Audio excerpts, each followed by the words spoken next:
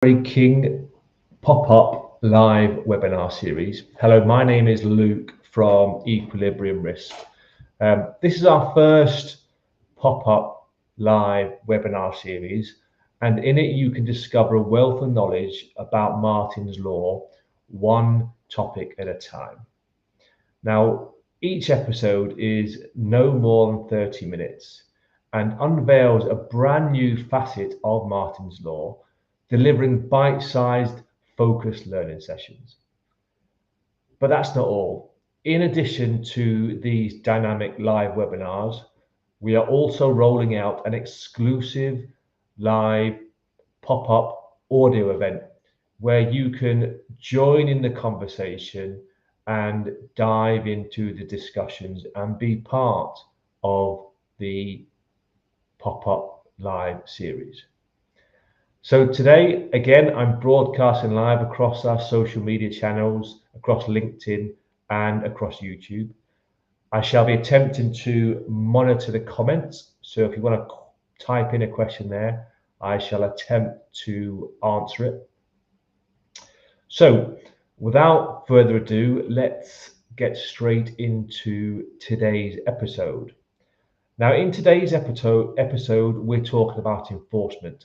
How will Martyn's Law be enforced? Yes, it's early days yet. The legislation is not quite in place. It hasn't been finalised, but we're going to discuss how it's most likely to be enforced. But before we get there, let's have a quick look back. So those that have not seen these episodes before, Martyn's Law is the common name for the new Terrorism Protection of Premises Bill.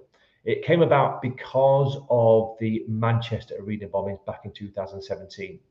Now, one of the 22 victims was a young lad called Martyn Hett. Now, his mother, Fagan Murray, has been campaigning tirelessly for improved security, improved preparedness for public events and public spaces to prevent similar actions happening to the Manchester arena bombings in which sort of several people needlessly lost their lives. Currently, the legislation is going through the consultation period. So it starts on the 1st of February. It's a 6 weeks consultation period where the government is asking for your feedback because they're trying to make it as balanced and achievable as possible and not too restrictive for small businesses, especially SMEs. It's a standard tier that's getting reviewed. In the last episode, we talked about the 6 task plans and how you create a terrorism plan for your organization. And so the 6 tasks that you would be required to create a plan around included how do you warn people on your premises that an attack is occurring. The second part is how do you plan to evacuate your premises and everyone leaves the premises in no, that's incorrect. Number 2 is how do you lock down your premises? How do you ensure that the premises are secure? The third plan is how do you evacuate your premises in a quickly and orderly manner. The fourth task is how to call the emergency services and relay all the pertinent information in a timely and accurate manner. The fifth task is how you plan to use your first aid equipment and your fire safety equipment. And finally, the sixth task is how do you plan to warn your neighbours and the local communities that an attack is occurring. And we covered each of those tasks in quite a bit of detail last week.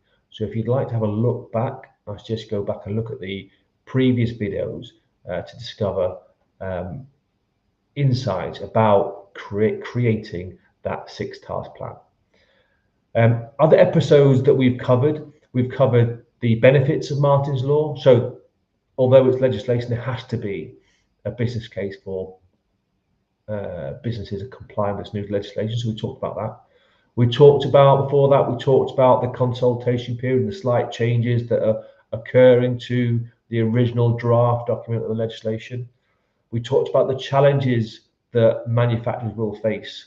So it's aimed at public spaces and public events. So we looked at the unique challenges that manufacturers may face or will face in complying with this new legislation. We looked at the impact it will have on manufacturers. And then in the first episode, we talked about why Martyn's Law affects manufacturers. So if any of those topics are of interest to you, or you want to know a bit more detail, then have a look at our previous videos and you can dive into those. So that leads us nicely on to today's topic, enforcement. How will this new legislation be enforced? And as I mentioned, yes, it's early days and it's not yet been finalized, but we're just going to have a look at some likely ways, or the most common ways that we think this legislation is likely to be enforced.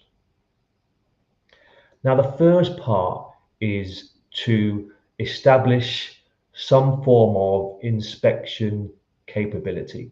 So whether that's a system, whether that's a body, some form of inspection capability will be established, whether that's a series of local systems or bodies, whether that's a nationwide capability is yet to be seen. Some form of enforcement agency will be created. One of the updates from the consultation period, funnily enough, was the requirement for those persons that are responsible for the safety, the anti-terrorism of sites. They are required to report to this inspection capability, whatever form that takes, and let them know that they are the person responsible for that location. The second part to the enforcement part of the legislation is likely to be some form of educate and advise capability. So where the system or the body is likely to visit locations and provide education about how they should be enforcing or how they should be preparing for a terrorist attack, and some advice to getting it right. Now, whether they are surprise inspections, whether they are planned inspections, whether there's some form of reporting from the general public that locations aren't complying or may not be compliant with the new legislation, is yet to be seen.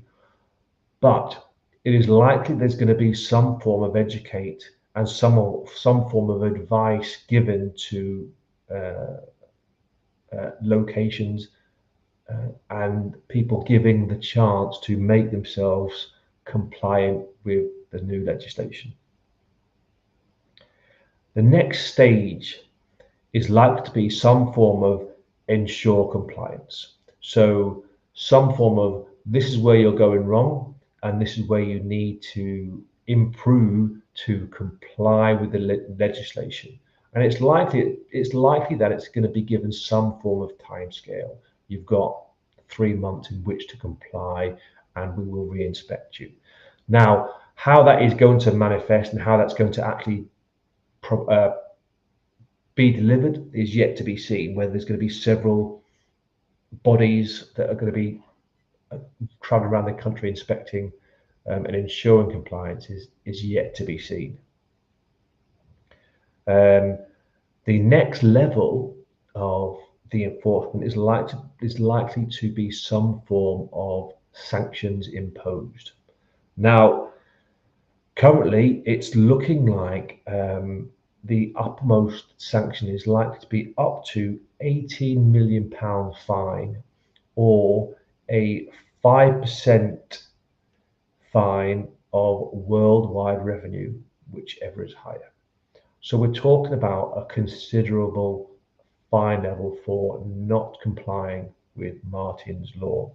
I think with GDPR, it was something like 4% of worldwide revenue as a fine. So we'll talk about serious fining capability for businesses that do not comply with the new legislation. Beyond that, beyond the fining, it's yet to be seen how that's going to materialise. I expect it to be something like ceasing of trading, no longer allowed to hold events that fall into the scope of Martyn's Law for a certain amount of time. So that's how the enforcement is likely to be rolled out, and a gradual increase of the enforcement capability. So what are your thoughts on that and how Martyn's Law will be enforced? I mean, do you have any specific experiences you'd like to share that you'd like to add as part of the enforcement criteria? Do you think it's proportionate to the legislation and the risk? Do you think it's too strict, for example, or do you think it's not strict enough? I'd like to hear your thoughts on that. I mean, do you think there could be different enforcement policies? Do you think we should be thinking of a different way of enforcing this anti-terrorism policy? I'd be keen to hear your thoughts. I mean, is it, at the end of the day, we are talking about terrorism and protecting the general public. So I'd love to hear your thoughts on what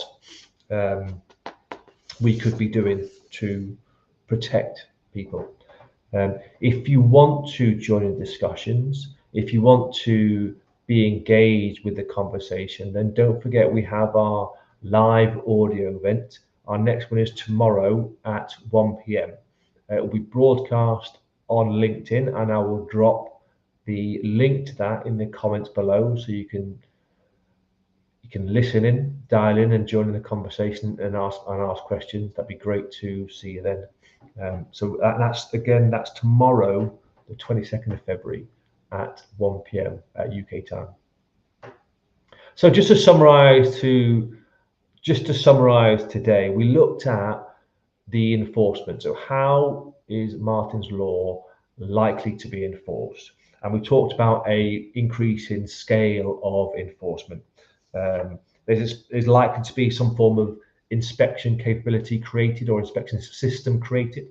There's likely to be some form of education and advice to be given, and there will be some form of ensure compliance, some form of report and deadline to ensure that a manufacturer or a business complies with the new legislation. Sanctions are looking to be around the £18 million fine, or 5% of worldwide revenue, which is ever is higher. So quite a considerable sanction being able to be applied. And then we looked at possible further sanctions for those that still continue to not comply with the legislation. So thank you very much for coming along today and watching that. I really do appreciate you popping in. Our next event, funnily enough, the last event of our pop-up series, is next week on the 29th of February. Again, we're broadcasting live across our social media channels of LinkedIn and YouTube. And in the final episode, we're going to be talking in general terms, so general considerations about Martyn's Law, and then maybe covering some sort of tips and tricks into complying with it simply.